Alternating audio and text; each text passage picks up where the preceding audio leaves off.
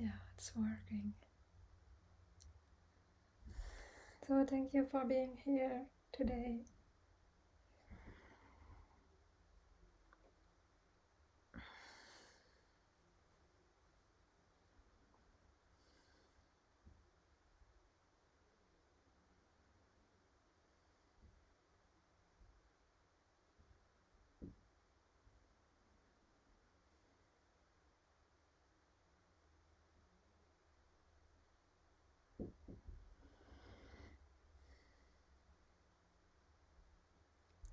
Every day or every time there is this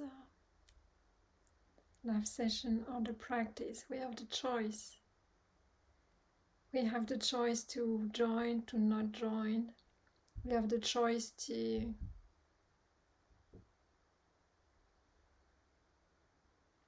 face what has to be faced. So we can choose the comfortable, we can choose the uncomfortable, or we can just let everything happen.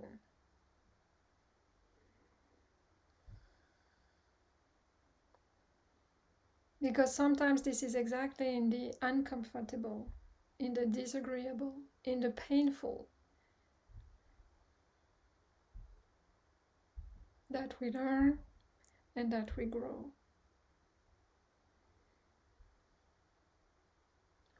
And we cannot really choose one side over the other. Life will keep throwing at us everything, the beautiful, the ugly, the easy, the hard, the loss, the gain, the strong, the weak, the healthy, and the sickness.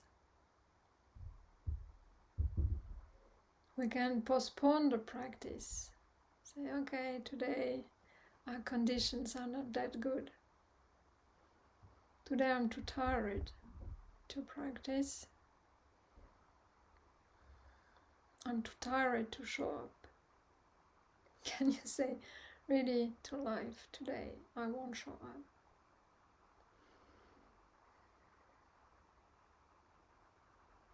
So there is this tendency nowadays that is really hidden behind the term self-care. So often this self-care is actually a disguise for the mind to not endure. It's more like indulging in resistance, indulging in not facing.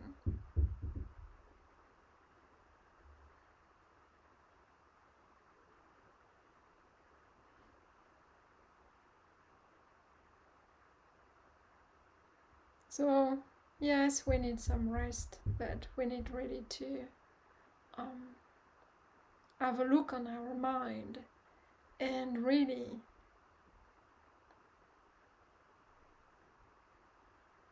try to really see clearly the message.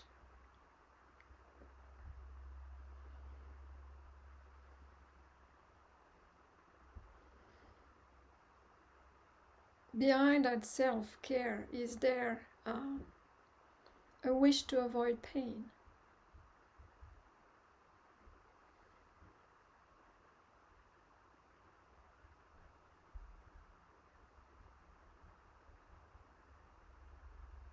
Is there a wish to back off, step away of what has to be done?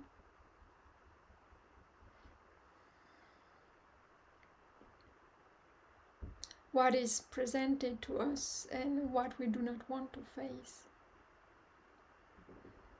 What seems too difficult?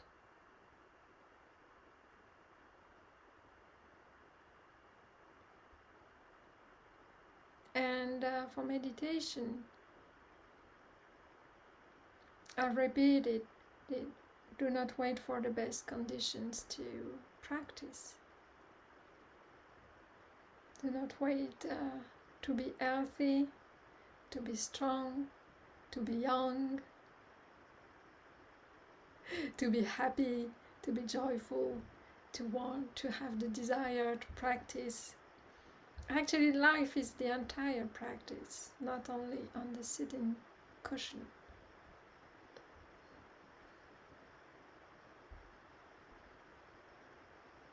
So when you are sick, you practice. When you're healthy, you practice. When you're tired, you practice. It's not the really forcing oneself. It's just the realization that tiredness is there, that pain is there.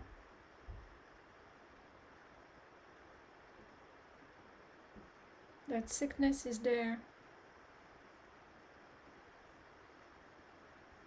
And over again, pain is gone. Realization that pain is coming back again. And witnessing all this dance. Rather than trying to numb the pain, trying to become not tired, trying to become healthy again so that we can practice. Because even when we are sick, the mind can be very, very foggy. And it looks like we cannot meditate. Why? Because we expect results. We expect some kind of attainments about, I should achieve a very clear mind. And or I should achieve this kind of high level of consciousness. So once again, this is the play of the mind, telling you what to do, what to achieve, and this is let's say, overdoing.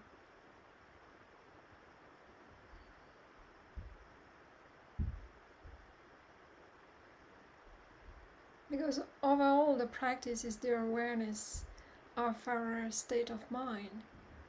Yes, tiredness is there, restlessness is there. That's the practice. Foggy mind is there. But what knows the foggy mind? What knows the difficulty to concentrate?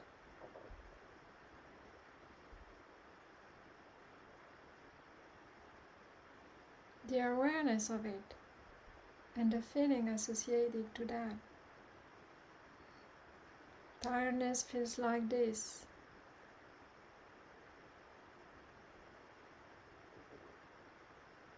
Joy feels like this. Pain feels like this.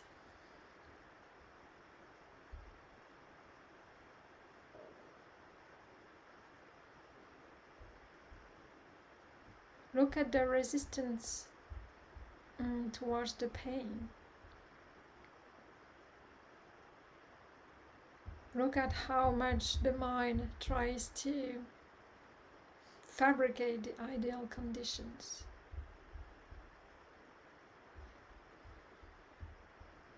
And there is always a tomorrow that will be better. Some kind of over procrastination. I'll do it tomorrow. And then we think that tomorrow we will be there. We think that there will be a tomorrow. And many tomorrows. We cannot be sure of that. Right?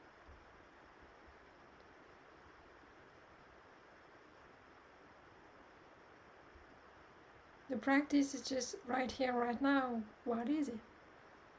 Can I be aware of it? Can I meet that?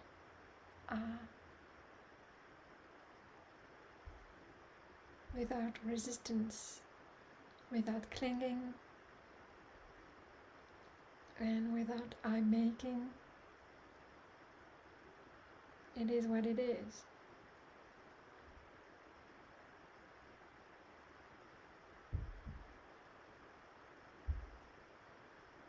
And how is it possible? Do we have to force ourselves? Well,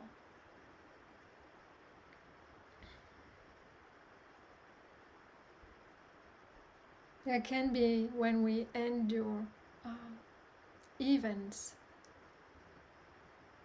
We can also do it from a very personal standpoint, I would say. I am the one who endures. I am the hero. I am the courageous one. This is not what I'm pointing to.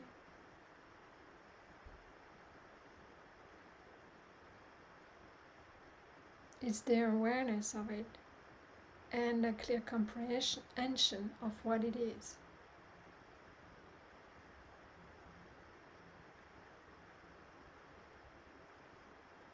Of how the mind tries to avoid the painful and grasp on the agreeable.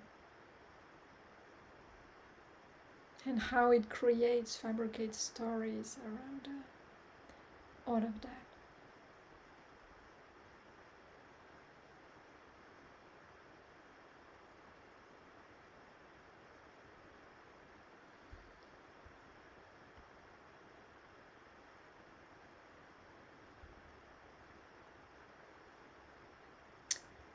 I would say that when we are sick, there are two forks of practice. The first one, which I encourage very much, is actually to do Vipassana, inquiry practice, about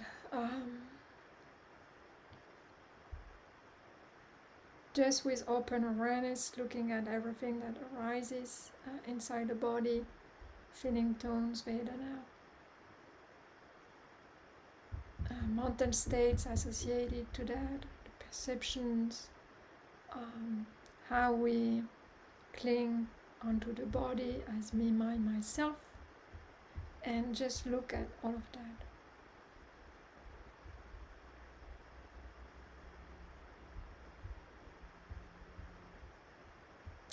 So we can just watch the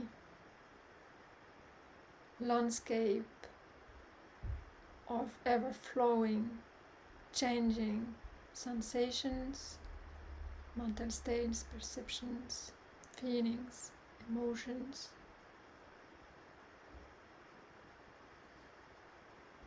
That's the first way to go. The second way to go, that I encourage very much as well, is actually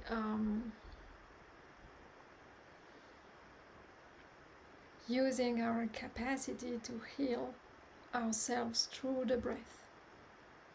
Meditation on breath. Well, it's more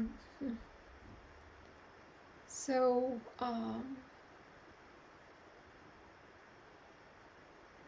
both will lead to samadhi. Vipassana can lead to samadhi.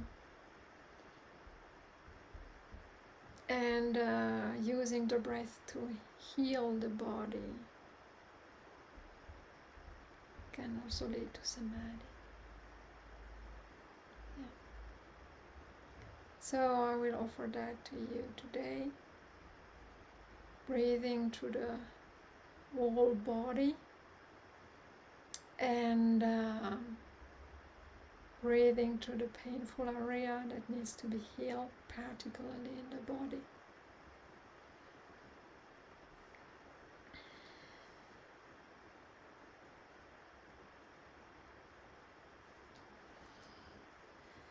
So I'm just setting the clock. And whenever you're ready, you can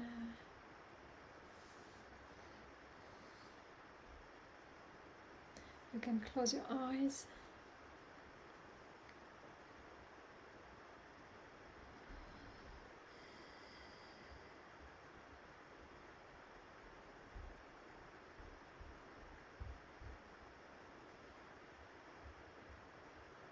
Take a few moments to take your attention back into the whole body, sitting in space.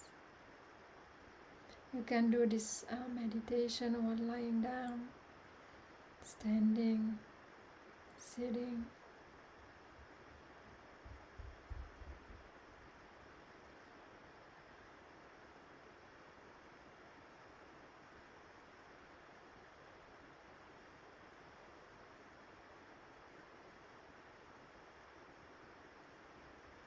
Feel your whole body in space.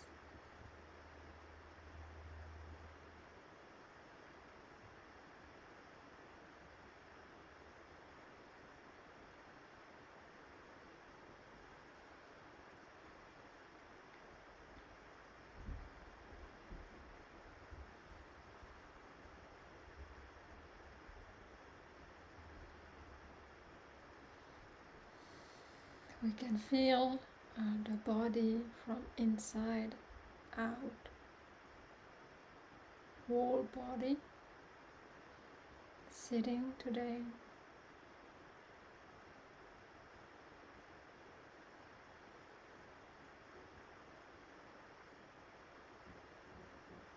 Bringing the attention back inside the body.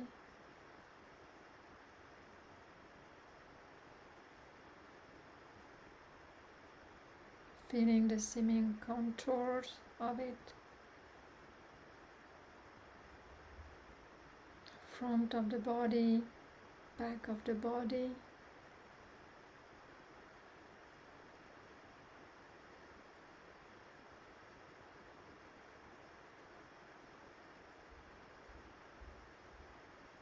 Up and down.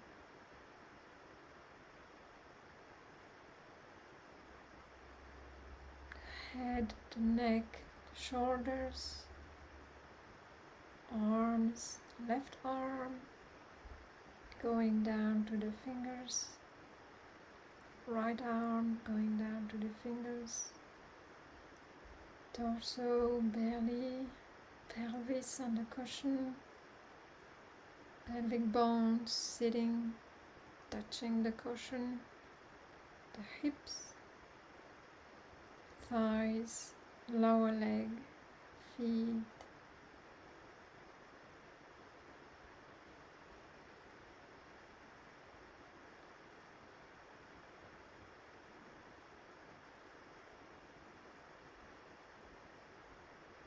perception of the whole body sitting in space.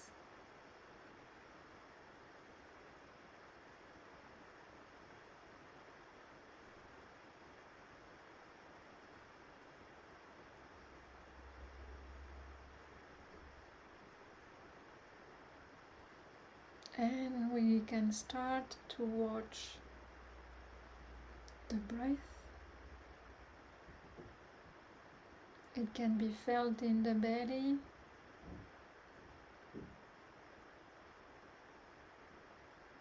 swelling of the belly at inhalation. It can be felt in the chest with expansion of the chest at inhalation, and collapse of the chest at exhalation.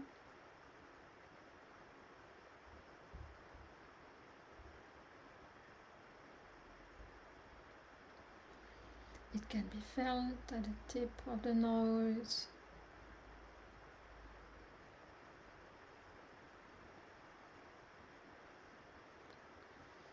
the cold air coming in, warm air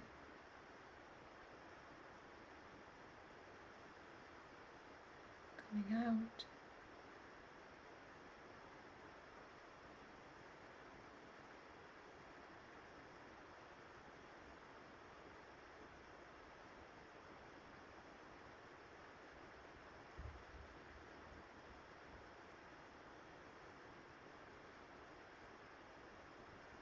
Or we can feel the whole body swelling upon inhalation,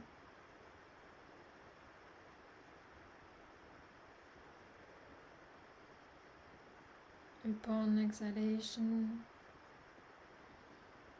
and notice how the inhalation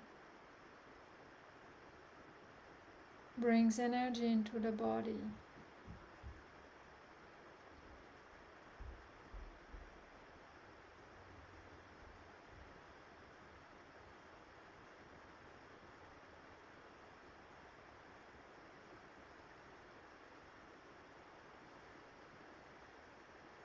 The feeling it has, it uplifts the mind.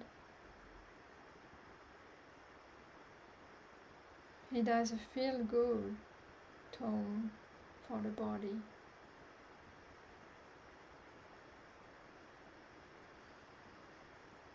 And at the same time, when watched, it lights up the mind, it uplifts the mind.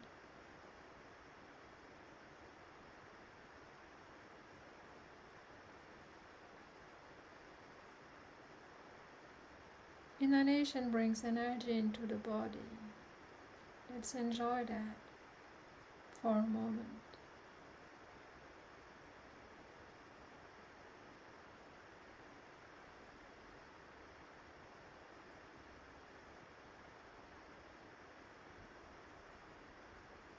One can allow us to exaggerate a little bit. Inhalation.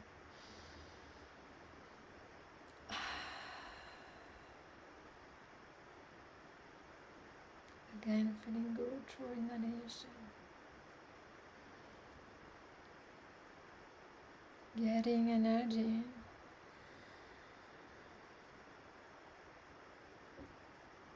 Again, full deep inhalation into that body.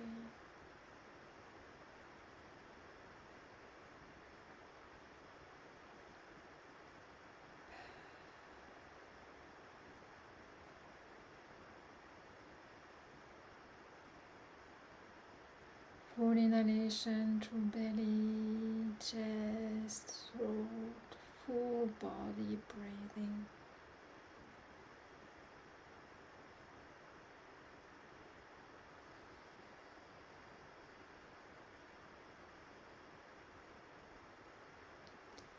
And allowing us to relax at exhalation.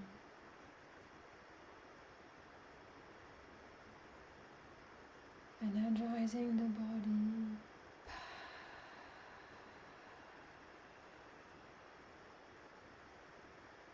Relaxing the body through exhalation. Relaxing the belly, relaxing the chest, relaxing the shoulders.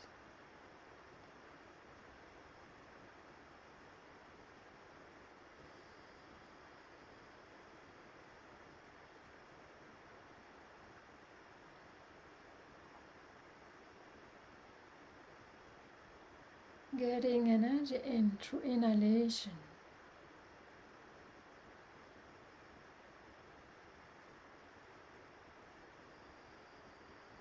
And letting the body exhale and relax and let go of what is not needed.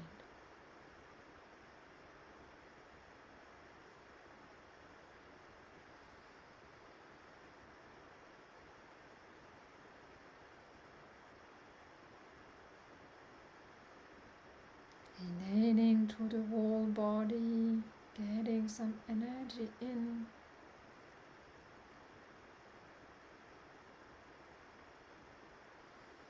Relaxing, letting go what is not needed.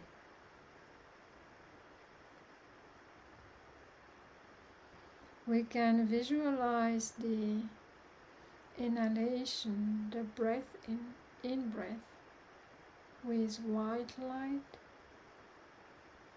and everything that needs to go, all the pain there is. If you have a painful area in the body, can be exhaled out breath as darkness. Let go what is not needed.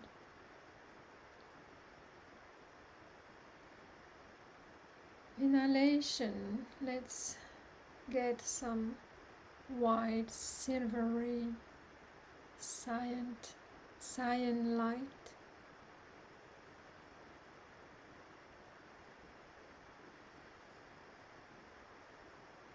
And let exhale the darkness, the dirt, the pain out.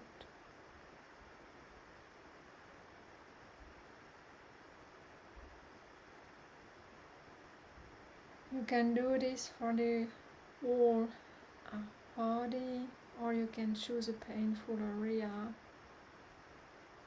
Breathe in through that area, bringing some white light into it, and exhaling some darkness, what has to go through that same area.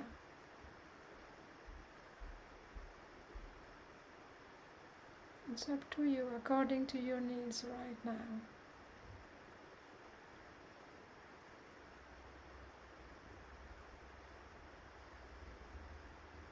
And at exhalation, when darkness, dirt has to go, relax completely that area.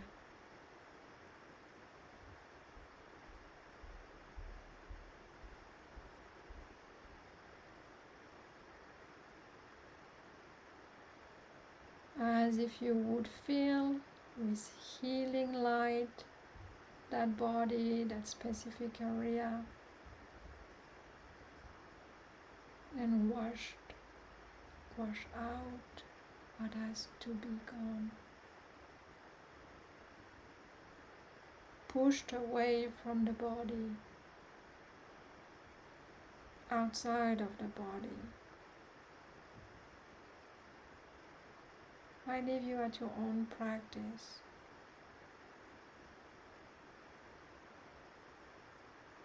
And bring care, metta, loving kindness to that area, even to what has to be let go of. We don't need you anymore. You can go away.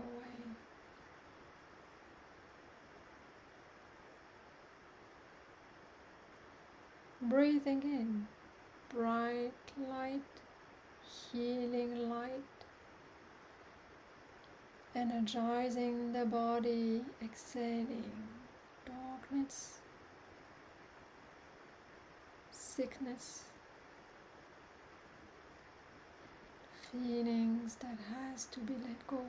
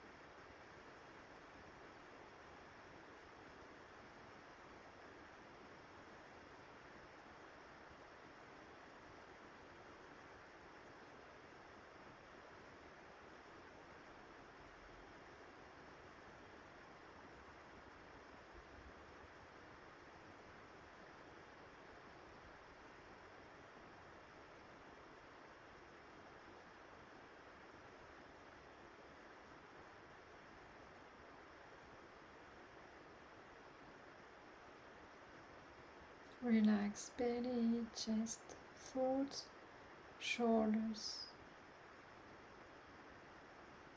At exhalation,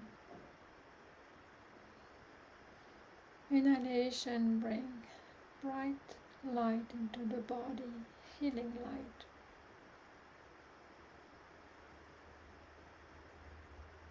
this light can expand to the entire body and touch with care, metta, loving kindness, healing every cell of your body.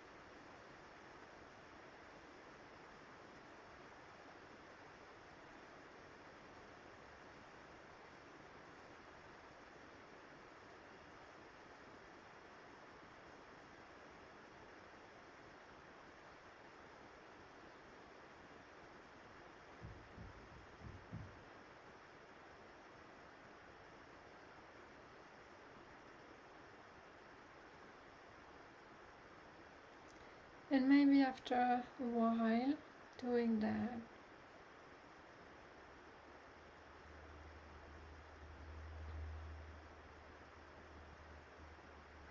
you can feel the need to just relax into the in-breath and out-breath as a natural process. Just witnessing, watching the breath coming in, coming out.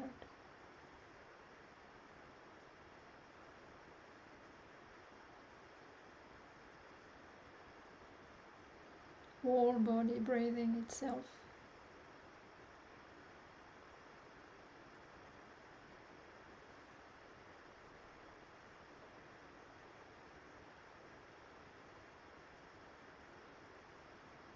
Body might appear as bright light.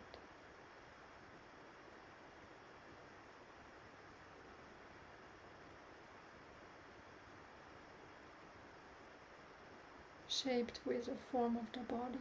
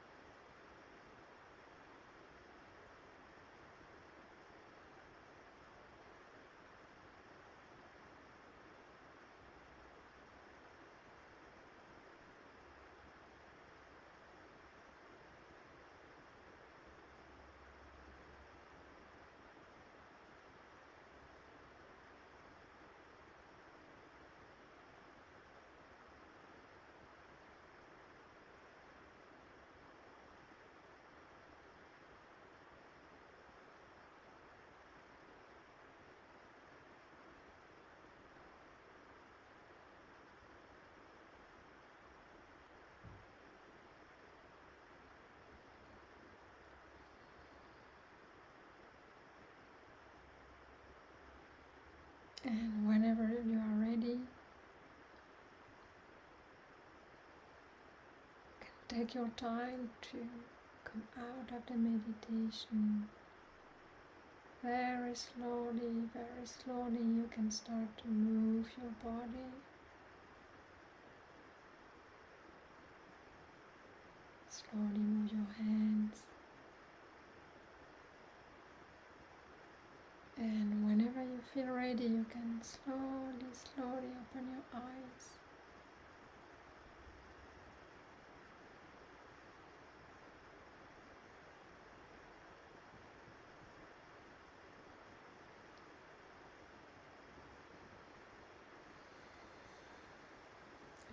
Cross your leg if you feel the need to.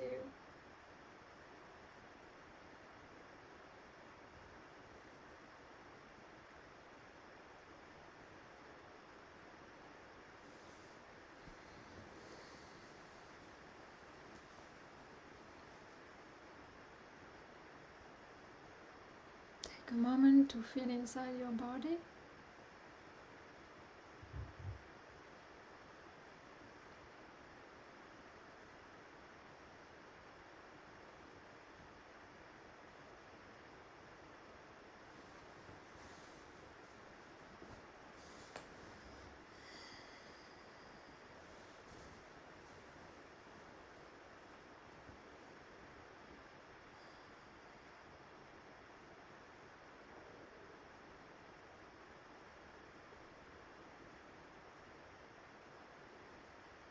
This kind of practice can bring very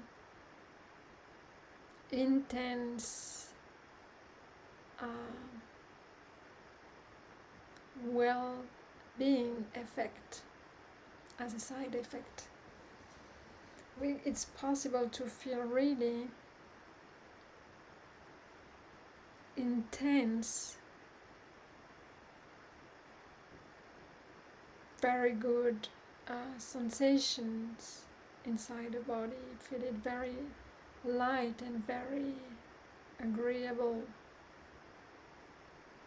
Just feeling very good inside the body, to the point that it can be overwhelming. So it's well known in the scriptures. So, for example, in the Pali Canon, this feeling is called sukha. It's kind of blissful feeling, and it can be very subtle to very intense in intensity. And it's very interesting because it shows you that just by sitting and just by watching the breath, you can really soothe very strongly body sensations.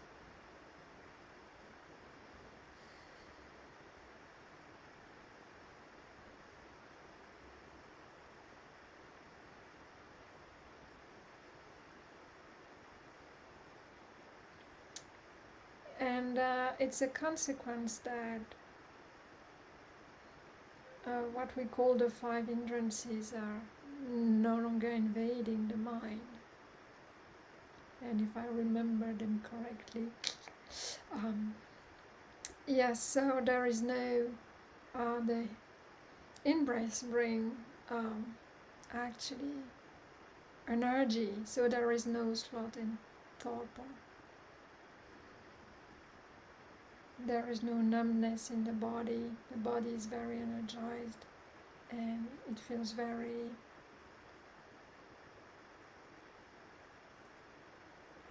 clear, let's say. It seems like all parts of the body are kind of like lit up. And because the mind is busy somehow with the breath and this visualization, then there is no worries really about past and future. Also, because it is busy, you do not really, and because it feels, it starts to feel good. There is no skeptical doubt. There is no doubt about the practice. You are in it. somehow also because the mind is concentrated, there is no restlessness, and also this feeling, this very good feeling of sukha arises because there is no desire, thirst for sensual pleasures. Meaning that you sit here, you seclude yourself for a moment, you forget about eating, drinking, watching interesting things, and feeling comfortable with a nice touch.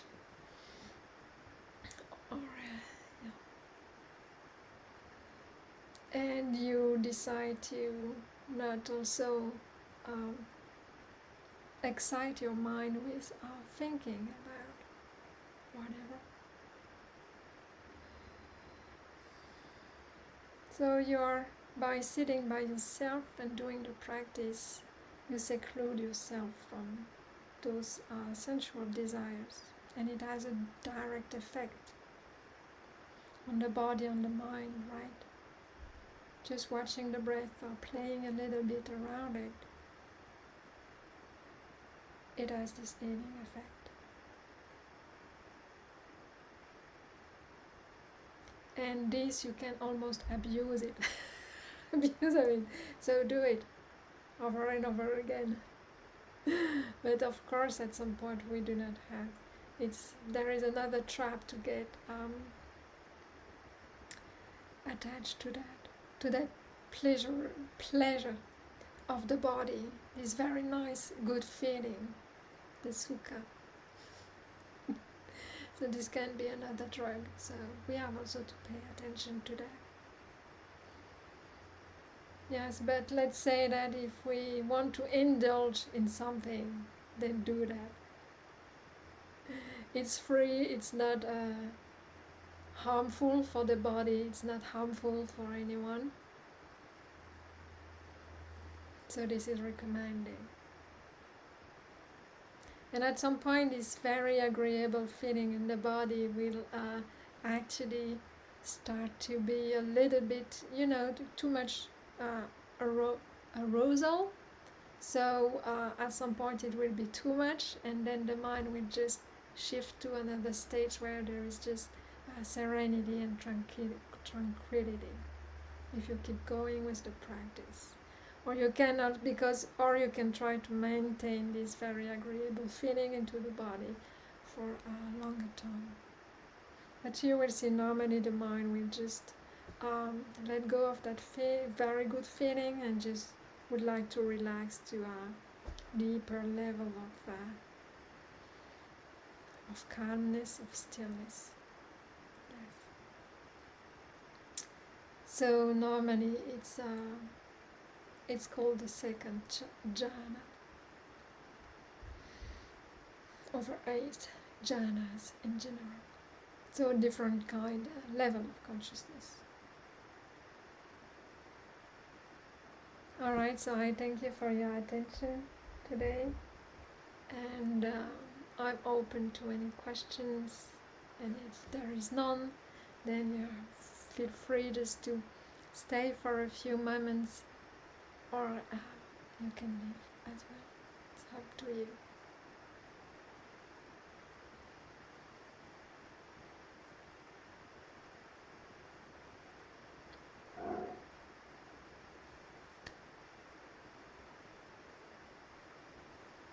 You're welcome. Very